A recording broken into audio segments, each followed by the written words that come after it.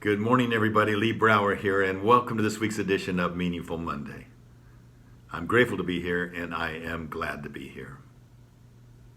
Unforgettable moments. Here we are, the first Meaningful Monday for 2020, first Meaningful Monday for the decade of the 2020s.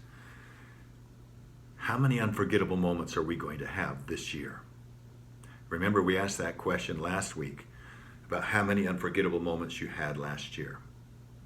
So many of them were so unforgettable that you forgot about them already.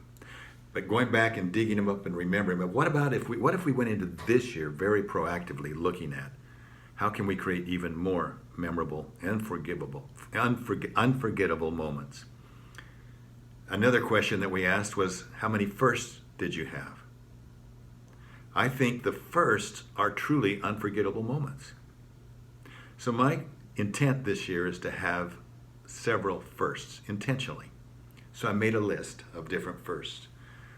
One of them was inspired by an unforgettable experience that I had back in 2009. When Nick, our son Nick, was relapsed. He had been cancer-free for a year, and he relapsed. He got cancer in 2007, went away in 2008, came back in 2009.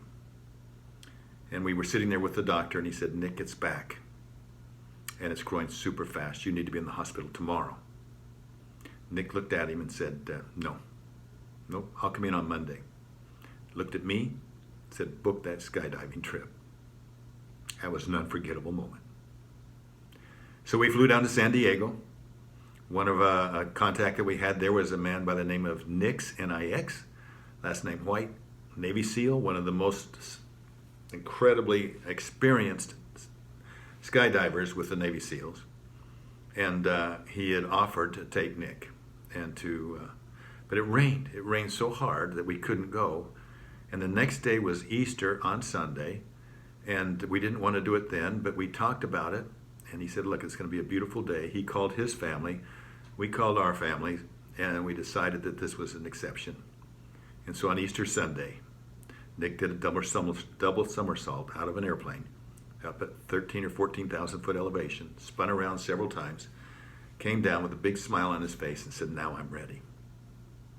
Well, when I started thinking about things that scare me, that I would like to be a first, something that I've always wanted to do, but has been afraid to do it, is to jump out of an airplane. It scares the bejeebies out of me. So I wrote it down. I was hiking last week, and I was coming up a hill they call Cardiac Hill. It's a trail. And as it comes up to the top of the hill, all you can see is the sky. And in my mind, I knew in that moment that I had to jump out of an airplane, that I had to do it. And as I looked up there, I said, I wonder what the date was that Nick jumped. So I thought about it. In my mind, I was able to piece it together, and I knew it was on April 11th, 2009. I said, what if I jump on that same day? I went down, told Lori about it. She says she doesn't want any part of it. but anyway, I said, well, I feel like this is something that I want to do. So we looked at the date, and the date is on a Sunday.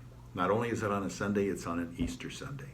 Not only is it an Easter Sunday, it's the only Easter Sunday since the Easter Sunday that Nick jumped. Now, I don't feel really good about doing things on Sunday, but this one, for some reason, is gnawing at me. So I reached out to Nick's, and I haven't heard back from him yet. Nick reached out to him yesterday. So for one of my firsts is to leave my comfort zone. And I think in order to grow, you have to leave your comfort zone.